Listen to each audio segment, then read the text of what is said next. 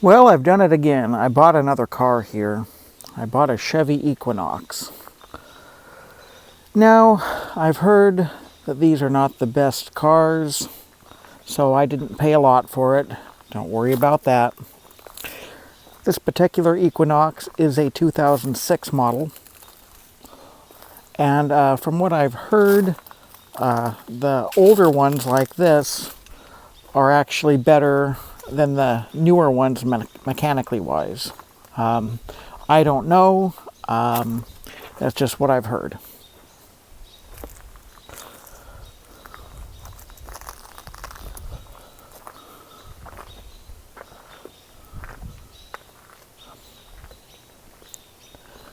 It's got a crack in the tail light and a little dent in the rear quarter panel.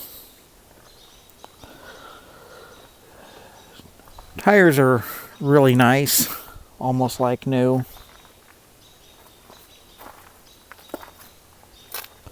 Good tires all the way around. The headlights are pretty hazy.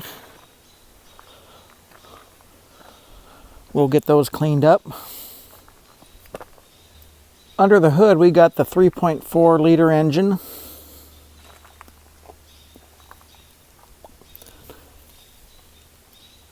And it doesn't look real horrible under here. I was told that it has a new water pump.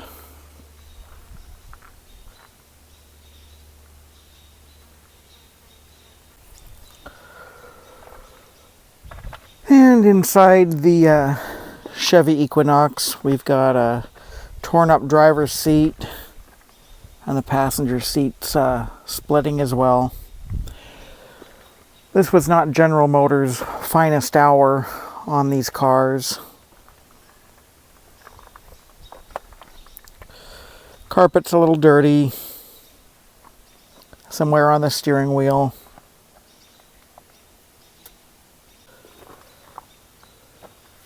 Back seat is in much better shape. It's just dirty back here, that's all.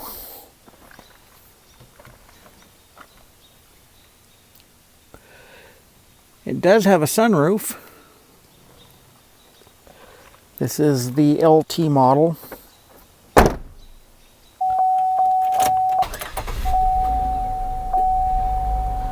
Okay, starting it up here, we got 180,123 miles. Check engine light is on. We also got ABS light on. We got a traction control light. Now here's the rear view mirror, and this is kind of the silliest thing I've seen. So you hit compass, it turns it off. You hit compass, turns it on. Hit temperature, turns it off. Hit it again, comes back on. So I have no idea why there are two buttons, unless there's something wrong with this mirror. But it's kind of different.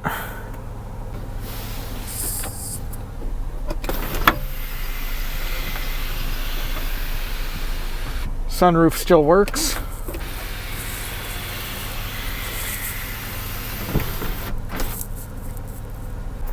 Still got the original owner's manual. A thing I always like to have with a car is the owner's manual. I don't know why, but there's so many things that if you're not sure, you can just go back and look in the manual. It's got a AM/FM CD player, MP3 capabilities, it looks like. Heated seats. There you've got your windows and window lockout switch all down there in the center. It's got Pioneer speakers in it. And it even has a little shelf right down there to put stuff. Now I've driven this car, and on the freeway this thing shakes terribly. And looking at those grooved rotors, that is just not gonna fly. So I've ordered AC Delco rotors and got some ceramic pads for it. So I'm just not going to waste any time. It's not terribly hot today. I just want to get right into changing these brakes out. I wanted to go ahead and scan the ABS system. I believe it's the left front wheel speed sensor is what there was a paper wrote down what it was, but I want to make sure. Let's do ABS. Yep.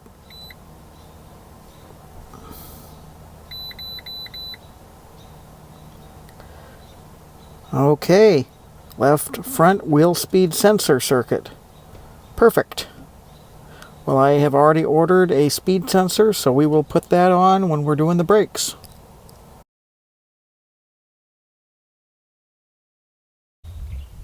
Yeah, and to get you in here a little bit closer on this rotor, it is scored. This thing is, yeah, it's beyond saving. New rotors aren't very much, so getting new rotors, that's for sure. Well, I got the pads and rotors off and got the speed sensor out of the car. Just came off with a Allen wrench, and there's the old sensor right there. And there's the new speed sensor, one of the new rotors, and a set of pads.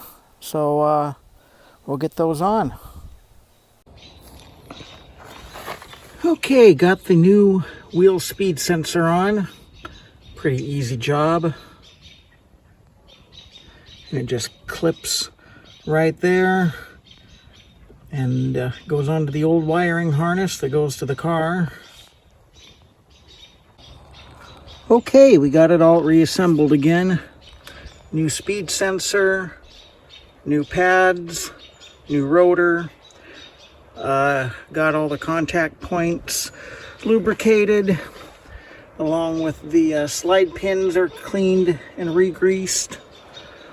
And I torqued down the slide pins and the bracket. I did about 75 foot-pounds on the bracket and 30 for the slide pins.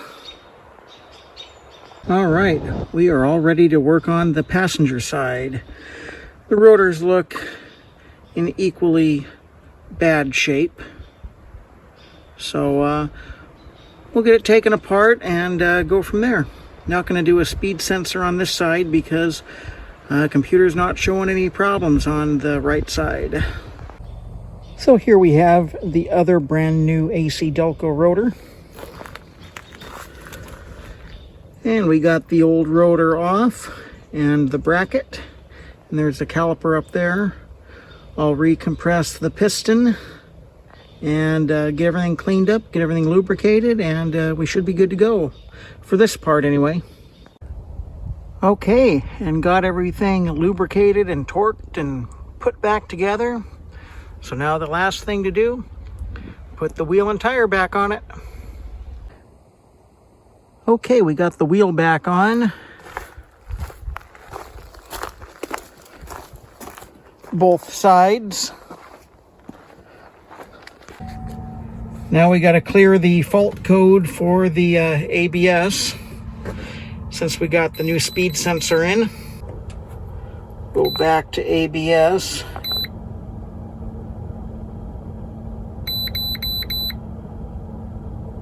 Okay, delete. Yep. Erase successful. Now we should not have any more ABS light stuff.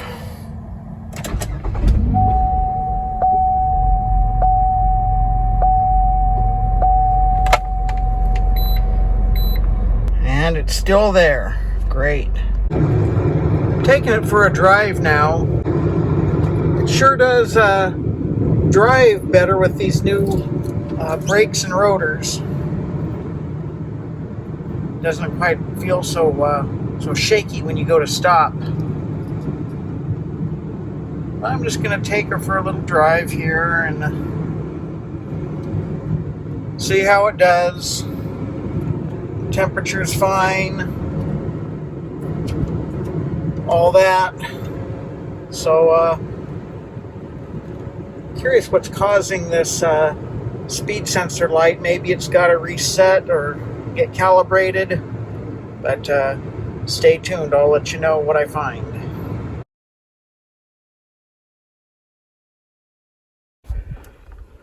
Well, I'm replacing the spark plugs on the 2006 Equinox. I got the back three done, and those were not an easy job. They were just hard to get to. I could barely get my hands back there. But I finally got them out one by one, got the new ones in. I'm using AC Delco plugs.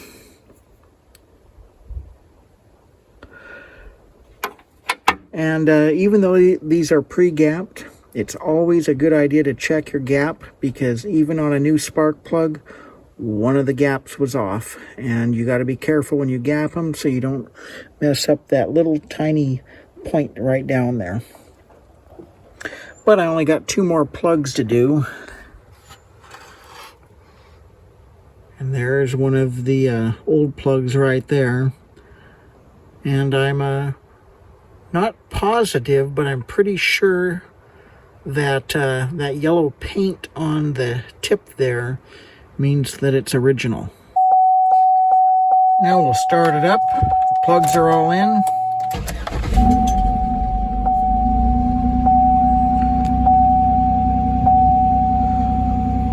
Well, it already sounds happier. I got the engine cover back on, and it's running how it should be. So now a good test will be taking it out on the road. So here is the spark plugs that came out of the 2006 Equinox. And as you can see, there are some old cracks in them. Some of these cracked, taking them out, but the gaps didn't look terrible, but these things were just very worn out and cracked porcelain. And then they all have this yellow paint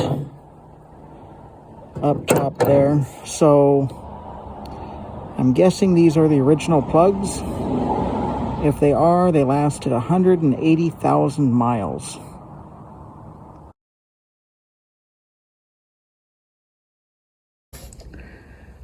So on the whole speed sensor fiasco, I went ahead and I hooked up my voltmeter to the right wheel speed sensor wiring harness that shows that it was working according to the computer. And I'm going to go ahead and turn on the key.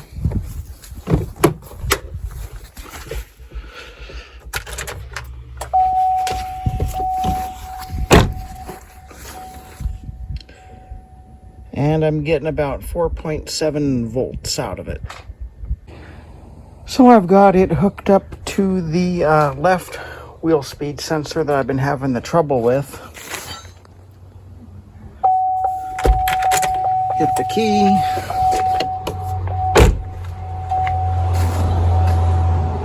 No voltage. So it looks like there's something wrong with the wiring.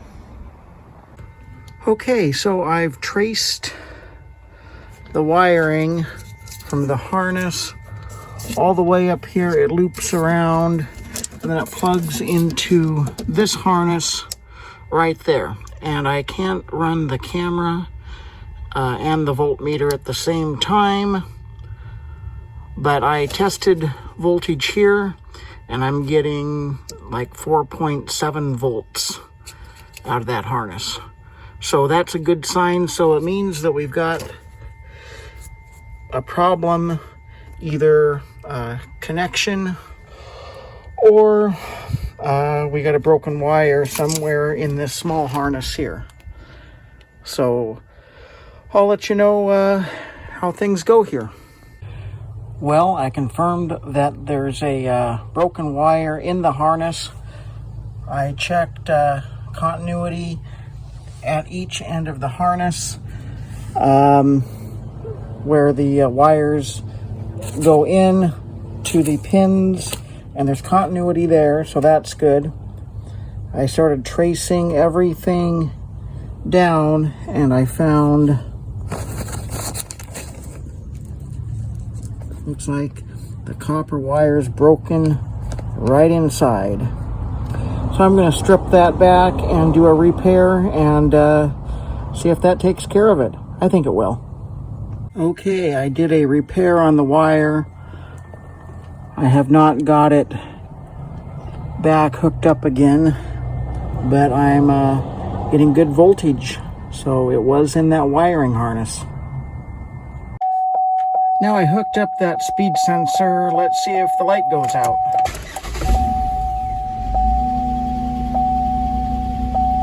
Look at that. The light is out. Fantastic. Okay, well, I got it permanently repaired now.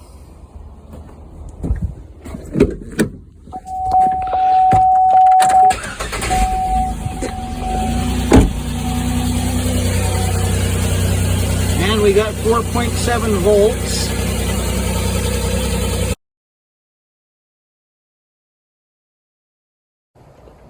Okay, well, I got everything put back together.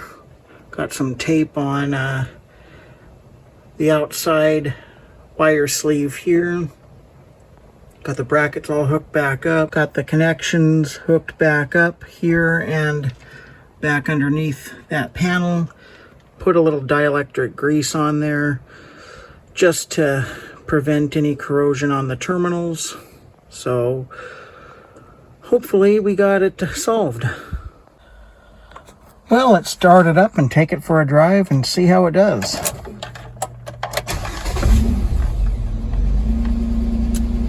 Okay.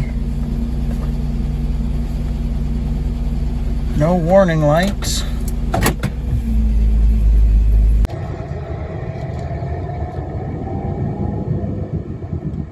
We got her out on the road. I don't see any ABS lights, traction control lights, or check engine lights. So far, so good. Well, we're doing a little above 50 miles an hour here.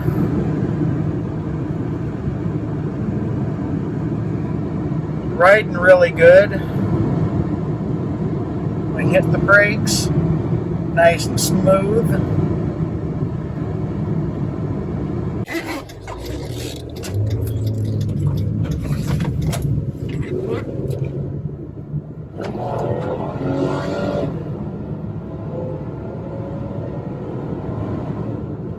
It gets up to speed pretty quick.